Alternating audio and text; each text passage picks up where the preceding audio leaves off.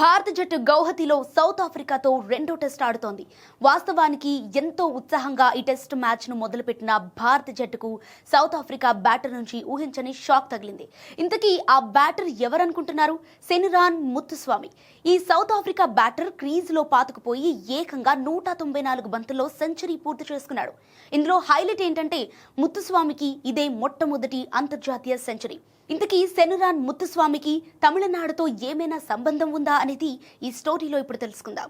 7వ స్థానంలో బ్యాటింగ్ కి వచ్చిన ముత్తుస్వామి మొహమ్మద్ సిరాజ్, జస్ప్రీత్ బుమ్రా, కుల్దీప్ యాదవ్, రవీంద్ర జడేజా వంటి వరల్డ్ క్లాస్ టీమిండియా బౌలర్ల బౌలింగ్లో సునాయాసంగా బౌండరీలు బాదేశాడు. క్వింటన్ డీకాక్, లాన్స్ క్లాసెనర్ తర్వాత భారత జట్టుపై లోయర్ ఆర్డర్లో సెంచరీ చేసిన సౌత్ ఆఫ్రికా బ్యాటర్గా చరిత్ర సృష్టించాడు. 2019లో తొలిసారిగా సెనురాన్ ముత్తుస్వామి ఇండియాపైనే అంతర్జాతీయ క్రికెట్లో అరంగేట్రం చేశాడు. 2019 అక్టోబర్ 2న ఇండియాతో జరిగిన మ్యాచ్లో విరాట్ కోహ్లీని అవుట్ చేసి మొట్టమొదటి అంతర్జాతీయ వికెట్ని తన ఖాతాలో వేసుకున్నాడు.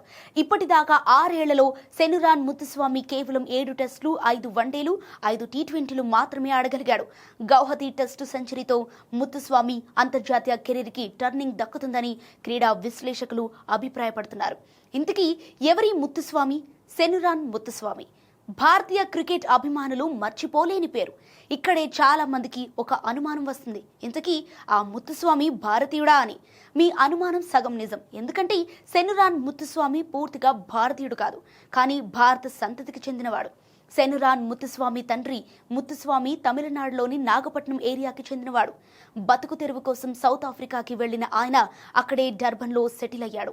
ఈ క్రమంలో ఆయనకు 1994 ఫిబ్రవరి 22న సెనురాన్ ముత్తుస్వామి జన్మించాడు. అలా ఈ సెనురాన్ ముత్తుస్వామి సగం భారతీయుడయ్యాడు.